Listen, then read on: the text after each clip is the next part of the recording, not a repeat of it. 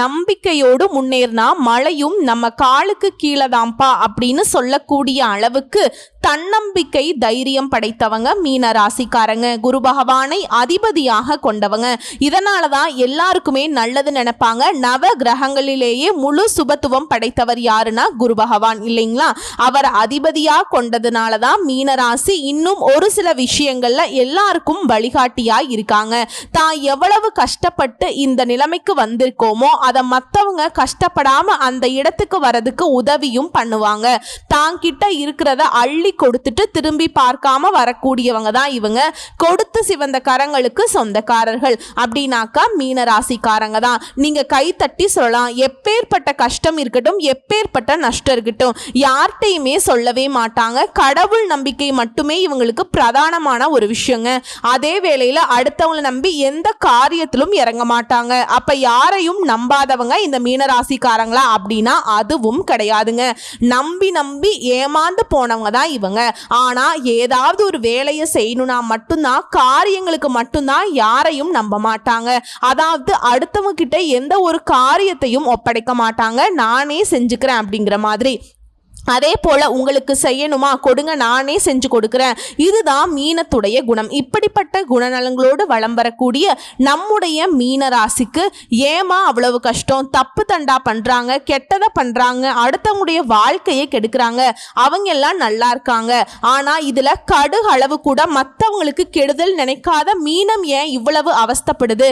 தினம் தினம் தெய்வத்துக்கிட்டையும் கேள்வி கேட்குறீங்க, உங்களுக்குள்ளேயே நீங்க கேள்வி கேட்டுக்கிறீங்க. ஒருவேளை நம்ம தப்பா இருக்கோமா? இப்படி மனசுக்குள்ள போராடக்கூடிய வாழ்க்கையுமே பல வகைகள்ல போராட்டமா இருக்கக்கூடிய மீனராசிக்கு உங்களுடைய அதிபதியால வாழ்க்கை உயரப்போகுது, அதிர்ஷ்டங்கள் கிடைக்க போகுது, வசதி வாய்ப்புகள் பெருக போகுதுன்னு சொன்னா மீனம் யோசிப்பீங்க. அப்ப இது நாள் வரைக்கும் ஏன் எனக்கு இவ்வளவு கஷ்டம், எல்லாருக்கும் நல்லது பண்ணக்கூடிய அந்த குரு பகவானை எங்களுக்கு மட்டும் ஏன் கை விரிச்சிட்டாரு, இவருடைய குணநலன்கள்ல எங்களுக்கு இருக்கு இல்லையா, இப்போ அவர் மற்றவங்களுக்கு தரக்கூடிய அதிர்ஷ்டம் எங்களுக்கு இருக்கணும் இல்லையா, யோசிக்கிறீங்க இல்லையா? சோ அதற்கு தகுந்தாற் போலதான் உங்களுடைய அதிபதி இப்ப உங்களுக்கு ஒரு நல்ல காலத்தை காற்றாருங்க. தப்புதான் தம்பி, இத்தனை நாளா உனக்கு கொடுக்கல, இனி கொடுக்கிறேன், பயன்படுத்திக்கோ. இப்படி வரக்கூடிய உங்களுடைய அதிபதி குரு பகவான் உங்க ராசிக்கு 4ஆம் இடத்துக்கு பயிற்சி ஆகிறாருங்க. அங்க இருந்து 8, 10, 12 இந்த 3 இடங்களையும் பார்க்கிறார்.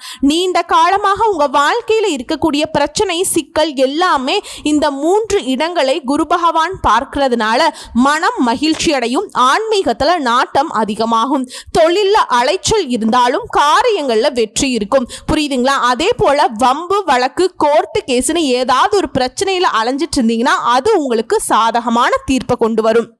அதே போல உங்களுக்கு எதிரிகள் யாருன்னு தெரியாமலேயே இத்தனை நாளா கஷ்டப்பட்டிருப்பீங்க. இப்போ எதிரிகளை அடையாளம் கண்டுபிடிச்சிருவீங்க, ஒதுக்கி வச்சிருவீங்க, அவங்களுக்கு தக்க பதிலடியும் கொடுப்பீங்க. அதே போல பழைய தடைகள் எல்லாமே நீங்க போகுது. ஆரோக்கியத்துல நீண்ட காலமாக இருக்கக்கூடிய பிரச்சனைகள் எல்லாமே நிவர்த்தியாக போகுது. ஸோ ஒட்டுமொத்தமாக குரு பகவான் 4ஆம் இடத்துக்கு வந்திருக்கிறதுனால தொழிலை பொறுத்த வரைக்கும் ரொம்ப சிறப்பா இருக்கும். பெரிய பெரிய கோடி கோடியா பணம் சம்பாதிக்கக்கூடிய தொழில் செய்தாலும் சரி, இல்லை ₹1 பெட்டி கடையில் வச்சு தொழில் பண்ணாலும் சரிங்க, ஆண்களோ பெண்களோ சின்னவங்களோ பெரியவங்களோ இதுக்கெல்லாம் பாரபட்சமே கிடையாதுங்க. இது பொதுவான பலன்கள். தொழில் பண்றவங்களுக்கு சிறப்பா இருக்கும், வரவு அதிகமா கிடைக்கும், திறமைகளுக்கு மதிப்பு கிடைக்கும், உங்க திறமைகளுக்கு அங்கீகாரம் கிடைக்குங்க. மீன ராசிக்காரங்க யோசிக்கிறீங்க, அடடா வாழ்க்கையில எவ்வளவு கஷ்டப்பட்டு உழைக்கிறோம், உசுறு போற அளவுக்கு உழைச்சாலும் நமக்கு செஞ்சாம்பா இவன் அப்படின்னு சொல்றதுக்கு கூட ஆள் இல்ல.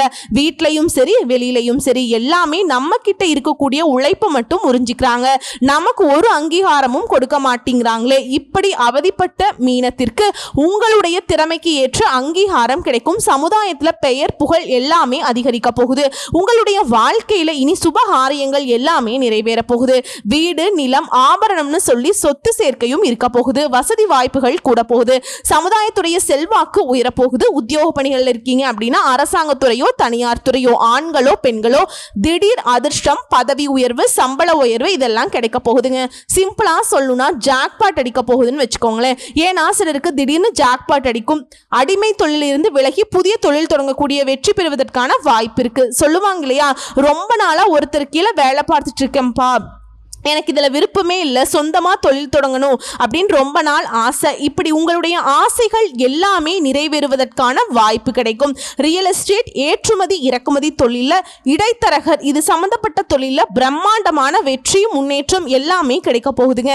இதோட உங்களுடைய சனி பகவான்கிறவர் ஜென்ம ராசியில் இருக்காருங்க. அதனால் எந்த காரியத்தை செய்தாலும் சரி சிந்தித்து செயல்படுவது ரொம்ப முக்கியம். அதையும் பார்த்துக்கோங்க.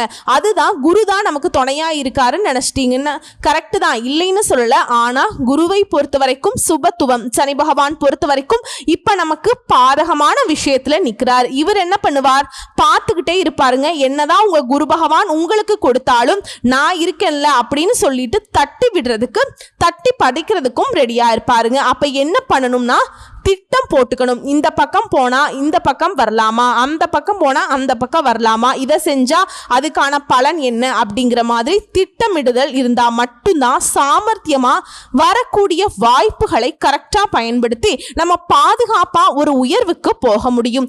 ஆனா எக்காரணத்தை கொண்டும் தூக்கத்தை மட்டும் தவிர்க்காதீங்க. அதே போல ராகு பகவான் 12ஆம் இடத்துல இருக்காருங்க. உடல் ஆரோக்கியத்துல கவனம் தேவை. உங்களுக்கு திரும்பவும் சொல்றேன், உடல் நலத்தின் மீது அதீத கவனம் தேவை. உங்களுடைய ஆரோக்கியத்துல மட்டும் இல்ல, குடும்பத்தில் இருக்கக்கூடிய எல்லாருடைய ஆரோக்கியத்திலையுமே கவனம் வச்சுக்கோங்க. அதே மாதிரி நீங்களா ஒரு வேலையில இறங்கி செய்யறீங்க அப்படின்னா எந்த ஒரு பிரச்சனையும் இருக்காது. ஆனா எக்காரணத்தை கொண்டும் மற்றவங்க நம்பி காரியங்களை ஒப்படைக்க கூடாது. அதுல கண்டிப்பா வெற்றியே கிடையாதுங்க. என்னதான் நீங்க திட்டம் போட்டு இதை பண்ணுங்கப்பான்னு சொல்லி நீங்க அடுத்தவங்க கைக்கு மாத்தி விட்டாவே போதும், அது நமக்கு தோல்வின்னு எழுதி வச்சுக்கோங்க. சோ எக்காரணத்தை கொண்டும் உங்களுடைய வேலையை மற்றவங்க கிட்ட ஒப்படைக்காம நீங்களே செய்வது சிறப்பு சிறப்பு சிறப்பு. அதே போல கவனமா இருக்கக்கூடிய இடம், கலை, சினிமா, ஊடகம், ஐடி இந்த மாதிரி துறையில் இருக்கவங்க ரொம்ப கவனமாக இருக்கணும். ஏன்னா ஞாபக மறதி, கவனக்குறைவு, சோம்பேறித்தனம் இதனால் உங்களுடைய வாழ்க்கையில் பின்னடைவுக்கு போறதுக்கு வாய்ப்பு இருக்கு. அதனால இதுக்கெல்லாம் இடமே கொடுத்துறாதீங்க. முடிஞ்ச அளவுக்கு சுறுசுறுப்பா செயல்பட பாருங்க. அதே போல புதிய முயற்சிகள்ல ரொம்ப கவனமா இருக்கணும். அதே போல முதலீடு விஷயங்கள்லும் கவனமா இருக்கணும். தாய் தந்தை உறவு, இரத்த பந்த உறவுகள் கிட்ட வீண் வாக்குவாதத்தை தவிர்க்கணும். கவனமா இருக்கக்கூடிய இடமே இதுதாங்க. இதை மட்டும் கொஞ்சம் பார்த்துக்கோங்க. அதே போல வண்டி வாகனத்துல போறப்ப எச்சரிக்கை, ஓகேங்களா? ஆனா வரவு செலவுக்கு குறைவு இருக்காது, பண வரவு தாராளமா இருக்கும். ஆனா எதுலையுமே அகலக்கால் வைக்க கூடாது. முக்கியமா இதை பார்த்துக்கோங்க. சூரிய உதயத்துக்கு முன்னாடி எழுந்து உங்க வேலையை தொடங்குறது ரொம்ப அதிர்ஷ்டத்தை கொடுக்குங்க. அதுல பௌர்ணமி தினங்கள்ல கிரிவலம் போயிட்டு வாங்க. சூரிய பகவான தினம்தோறும் வழிபாடு செய்யுங்க, நன்மைகள் தொடரும். பொதுவா மீனராசிக்காரங்க ஒண்ணு நினைச்சிட்டீங்க அப்படின்னாக்கா அது குறி விலகாத அம்பு மாதிரி, அதை நோக்கியே தான் பயணம் பண்ணிட்டு இருப்பீங்க. யாரு என்ன பண்ணாலும் சரி, எவ்வளவு தடைகள் வந்தாலும் சரி, தாமதம் வந்தாலும் சரிங்க, விழுந்து விழுந்து எழுந்து அதை நோக்கி தான் பயணம் பண்ணுவீங்க. அதை விட கள்ளம் கபடம் இல்லாம வெள்ளை உள்ளம் கொண்டவங்க. உங்களுக்கு குரு பகவானை பொறுத்த வரைக்கும் தடைகளை விலக்கி வைக்கிறார். செயல்பாடுகள்ல வேகம் இருக்கும். சகல வகைகள்லையுமே புதிய தொடர்புகளும் அவற்றால் ஆதாயமும் உண்டாகும். சவால்களை கொஞ்சம் போராடி பெற வேண்டிய நிலை இருக்கு. அதே போல மனசுல அப்பப்ப இனம் புரியாத ஒரு வெறுப்பு வந்து போகும். அதுக்கும் பெருசா இடம் கொடுக்காதீங்க. என்ன போய் பண்ணிட போகுது அப்படிங்கிற மாதிரி ஒரு திங்கிங்கை மாத்திக்கோங்க. சில நேரங்கள்ல வாழ்க்கையில சலிப்பு வரும். தாயாருடைய ஆரோக்கியத்துல அக்கறை வச்சுக்கோங்க. உறவுக்காரர்கள் கிட்ட விட்டு கொடுத்து நடந்துக்கோங்க. குறிப்பா மீனராசியுடைய உடல் பொறுத்த வரைக்கும் கால் அடிபடுறதுக்கு, நீர், நெருப்பு கிட்ட, மின்சாரம் இந்த மாதிரி விஷயங்கள்ல கையாளும் போது ரொம்ப கவனமா இருக்கிறது ரொம்ப அவசியங்க. இதுல ஒரு சிலருக்கு சேமிப்பு கரையிறதுக்கு வாய்ப்பு இருக்கு.